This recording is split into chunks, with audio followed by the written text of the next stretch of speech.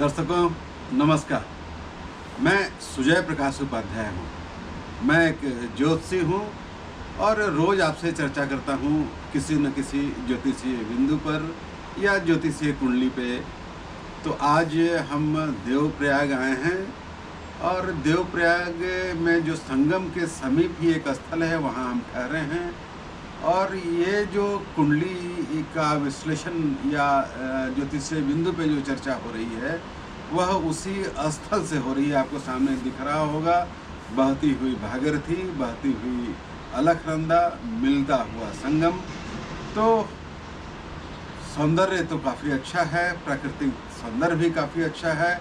इसी सौंदर्य के बीच हम चर्चा करने वाले हैं ज्योतिषीय बिंदुओं पर।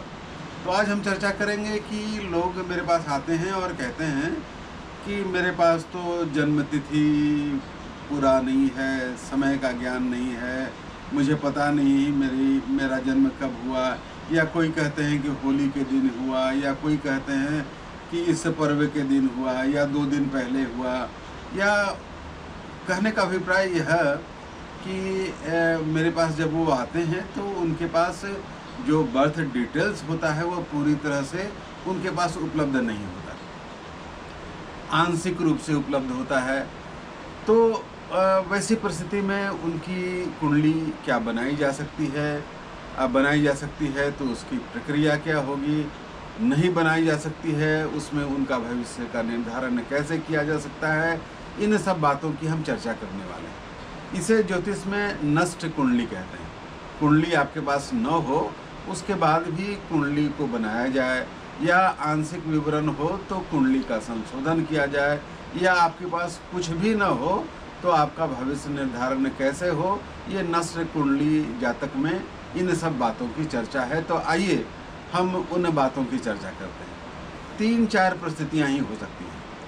पहली परिस्थिति तो ये हो सकती है कि आपको जन्म तिथि याद हो, जगह का स्थान याद हो, समय याद ना हो। तो समय के लिए बहुत आसान है। यदि आपको महीना याद है कि आपका किस महीने में जन्म हुआ है, किस तिथि को जन्म हुआ है, तो सूर्य देखिए एक महीने में एक माह रहता है। जैसे वैशाख महीने में वह मेष राशि में रहता है, उसके बाद वह वृष राशि, जेठ में वृष राशि में होता है। और वैशाख महीने का अंग्रेजी तिथि से सामंजस्य स्थापित है। 14-15 अप्रैल से लेके 14-15 मई तक वैशाख का महीना होता है। इसी तरह से जेठ, आषाढ़, सावन, भादो चलते हैं। तो ये अप्रैल के एक खास 14 अप्रैल से लेके 15 मई तक सूर्य जो है वह मेष राशि में होता है। तो हमें पता चल जाता है कि इस तिथि को इनका सूर्य किस राशि में है। एक बात होगी। दूसरी बात है, यदि उनको यह पता हो कि हमारा जन्म प्रातः काल में हुआ है, या दोपहर को हुआ है, या संध्या को हुआ है, या रात्रि को हुआ है, या मध्य रात्रि को हुआ है, या अर्ली सुबह में, बिल्कुल सुबह सुबह हुआ है, तो हम वैसे लोगों का, वैसे जातक का लग्न निर्धारण बहुत आसानी से कर सकते हैं। आप पूछेंगे कैसे? वह ऐसे कि जब प्रातः काल होता है तो सूर्य जो है वह लग्न में होता है। ये समय कह लीजिए लगभग 6 बजे से लेके 8 बजे तक का जो काल है उसमें लग्न में होता है। और जब संध्या होती है तो वह बिल्कुल सप्तम भाव में होता है। संध्या का मतलब 5 बजे से लेके 6 बजे तक, या 4:30 से लेके 5:30 तक का जो समय है, यह सप्तम घर में वह सूर्य होता है। और बिल्कुल मध्य दोपहरी हुई तो वह 10वें भाव में होता है, और मध्य रात्रि हुई तो वह 4th भाव में होता है। इसी तरह से ये आकलन कर लें आप कि सूर्य किस राशि में है, किस भाव में है। और जैसे ही यह निश्चित हो गया तो लग्न का आपका निर्धारण हो गया। अब मैं आपको उदाहरण देता हूँ। किसी व्यक्ति का जन्म 5 नवंबर को करीब संध्या के समय में हुआ हो, और उसे बाकी चीज़ कुछ मालूम न हो। 5 नवंबर 1962 कह लीजिए, 5 नवंबर किसी समय में 5 नवंबर का जन्म हो, और उसका लग्न पता न हो, तो लग्न पता करना बहुत आसान है। कैसे? वह ऐसे कि 4 बजे का समय या 5 बजे का समय में सूर्य सप्तम राशि में होगा। नवंबर का महीना है तो सूर्य तुला राशि में होगा, और जब सूर्य तुला राशि में हो गया तो वह सप्तम भाव लिख लीजिए, सप्तम भाव में 7 लिख दीजिए, तुला लिख दीजिए, तो लग्न का निर्धारण हो गया। क्या? वह मेष लग्न है, तभी सप्तम आपको तुला राशि होगा, तो लग्न का निर्धारण हो गया। अब जो वर्ष बचे हुए हैं, वर्ष में पंचांग को देख के सारे ग्रहों को बैठा दीजिए, वहाँ आपकी कुंडली तैयार होगी। आपके पास समय मालूम नहीं था, लेकिन कुंडली आपकी तैयार होगी। एक और उदाहरण देता हूँ। मान लीजिए आपका जन्म अप्रैल महीने में हुआ हो और आपको समय का पता ना हो, केवल इतना पता हो कि आपका समय करीब 6 साढ़े 6 बजे संध्या को हुआ है या शुरुआती रात्रि का है, तो आप क्या करेंगे? आपको यह पता होगा कि सूर्य इस समय में, मतलब संध्या के समय में, वह सप्तम घर में होता है, तो आप साथ में घर में सूर्य लिख दीजिए। अच्छा, महीना कौन सा है? महीना यदि यह अप्रैल है तो इस अप्रैल महीने में सूर्य कहाँ होता है? मेष राशि में होता है, तो सप्तम भाव में मेष राशि लिख दीजिए, वहाँ सूर्य बैठा दीजिए, और अब लग्न क्या हो जाएगा? लग्न तुला हो जाएगा।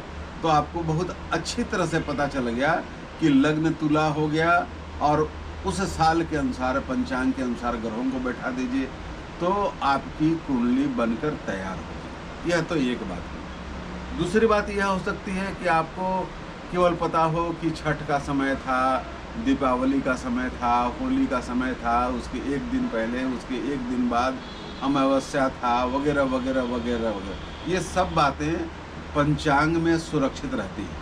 आपको यदि इस तरह का रेफरेंस कुछ पता है तो उसे पंचांग से आसानी से निकाला जा सकता है, और समय का जैसे हमने बताया कि मोटा मोटी ज्ञान आपको हो कि सुबह, शाम, दोपहर या मध्य रात्रि, तो वो निकाला जा सकता है।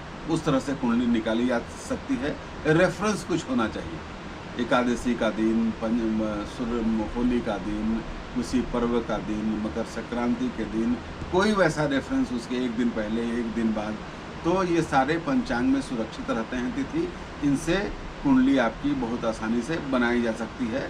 लेकिन कुछ रेफरेंस या समय का कि दोपहर, सुबह ऐसा होना चाहिए, तो कुंडली आपकी, नष्ट कुंडली भी जो है वह बन के तैयार हो जा सकती है। तीसरी बात यह हो सकती है कि आपको कुछ भी पता ना हो। आपको यह भी नहीं कि मैं किस साल में मेरा जन्म हुआ है, कब हुआ है, किस समय हुआ है, तो ऐसे समय में एक ही समाधान होता है। क्या समाधान होता है? वह समाधान यह होता है कि हर व्यक्ति कोई न कोई प्रश्न लेके आपके पास आता हो। जैसे ही वह आया, उसने प्रश्न आपसे किया, तो उस समय में प्रश्न कुंडली बना लीजिए, और प्रश्न कुंडली के आधार पे उनका भविष्य का निर्धारण कीजिए। प्रश्न देश मार्ग एक बहुत शानदार पुस्तक है, उसमें बहुत अच्छी तरह से बताया हुआ है कि प्रश्न काल में जब कुंडलियाँ बनाई जाएं तो उन कुंडलियों पर विचार कैसे किया जाए। तो प्रश्न कुंडली एक बड़ा अच्छा माध्यम हो सकता है नष्ट कुंडली के लिए, जिन्हें कुंडली पता न हो। एक बात और की जा सकती है। मैं हस्तरेखा विशेषज्ञ भी हूँ, और मेरा यह मानना है कि हस्तरेखाएं बहुत कुछ बोलती हैं। जन्म कुंडली में बर्थ डिटेल्स गलत होने के कारण आपकी गलत कुंडली बनने की संभावना हो सकती है, और उससे गलत प्रेडिक्शंस होने की भी संभावना हो सकती है। लेकिन हाथ आपके अपने हैं, और हाथ के कभी भी गलत होने की संभावना नहीं होती, और हाथ के आधार पर किया गया भविष्य कभी गलत नहीं हो सकता। यदि आप अच्छे हस्तरेखा विशेषज्ञ हैं तो हाथों को देखकर भी आप व्यक्ति के भविष्य का, व्यक्ति के चरित्र का, व्यक्ति के लक्षणों का बहुत आसानी से रहस्य उद्घाटन कर सकते हैं। कई माउंट होते हैं, बृहस्पति का माउंट होता है, सूर्य का माउंट होता है, शनि का माउंट होता है, मरकरी का माउंट होता है, लूना का माउंट होता है, शुक्र का माउंट होता है, और उन पे कई सूक्ष्म रेखाएं भी होती हैं। ऐसा नहीं है कि हस्तरेखाओं में केवल जीवन रेखा, मस्तिष्क रेखा, हृदय रेखा और भाग्य रेखा, सूर्य रेखा से काम चल जाता है। बहुत छोटी छोटी सूक्ष्म रेखाएं भी होती हैं और सूक्ष्म रेखाओं के कारण भविष्य का निर्धारण करना बड़ा आसान हो जाता है। मैं आपको उदाहरण देता हूँ। जैसे आपके लूना के नीचे एक लाइन जो मणिबद्ध की ओर जाए उसे फॉरेन वॉयज लाइन कहते हैं, विदेश की रेखा। वह रेखा दिखती हो तो व्यक्ति के बारे में कहा जा सकता है कि वह व्यक्ति कभी न कभी विदेश भ्रमण करेगा। मैं एक बार और बताता हूँ, जुपिटर का माउंट हो, उस पर जुपिटर का वलय हो, उसको रिंग ऑफ सोलेमन भी कहते हैं, और उस पर लाइफ लाइन से निकलते हुई ऊर्ध्वगामी रेखाएं हों तो व्यक्ति जीवन में बहुत अच्छा करता है। जहाँ तक भौतिक संसाधनों का सवाल है, यश, सुख, ऐश्वर्य सब उसे प्राप्त होते हैं। उसी तरह से शनि के माउंट पर यदि त्रिशूल बना हुआ हो और सूर्य निष्कलंकित होकर सूर्य रेखा नीचे की ओर जा रही हो, भाग्य रेखा मणिबद्ध से निकलकर शनि पर्वत की तरफ आ रही हो, त्रिशूल में इंड हो रही हो, तो ऐसे व्यक्ति को भी न केवल धन संपदा मिलती है बल्कि उन्हें बहुत यश नाम भी मिलता है और वो सत्तावान होते हैं। मतलब वो पद प्रतिष्ठा या बड़े अधिकारी होंगे या पॉलिटिकल ब्यूरोक्रेट्स होंगे, ऐसा मैंने देखा है। एक रेखा ऐसी मैंने देखी है कि वो जो मस्तिष्क रेखा और जीवन रेखा के बीच में बड़ा गैप हो तो व्यक्ति स्वच्छंद विचारों का होता है। और एक रेखा को जिसे सिमिनियन लाइन कहते हैं, जापान में उसे हियाकू निगरी कहते हैं, वो हृदय रेखा और मस्तिष्क रेखा के लिए एक रेखा होती है। ऐसा व्यक्ति भी जीवन के दो छोरों के बीच में होता है। वो बीच में नहीं रहता, वो एक्सट्रीम होता है, या तो बहुत अच्छा या तो बहुत बुरा, या तो कुख्यात या तो विख्यात। तो इस तरह से जन्म कुंडली नहीं होने पर हाथों के आधार पे भी भविष्य का कथन किया जा सकता है। तो आज की बात हुई नष्ट कुंडली के बारे में। यदि आपको समय का ज्ञान न हो, बर्थ डिटेल्स न मालूम हो, तो आपका भविष्य कथन कैसे किया जा सकता है, इसकी चर्चा हमने की और पृष्ठभूमि में अलखनंदा भागीरथी के बहते हुए बहुत अच्छे स्थल पे किया है। आशा करता हूँ कि यह वीडियो आपको अच्छा लगा होगा। यदि अच्छा लगे तो मेरे चैनल को लाइक कीजिए, सब्सक्राइब कीजिए और अपना स्नेह बांटते रहिए। नमस्ते, बहुत बहुत नमस्कार, बहुत बहुत प्रणाम।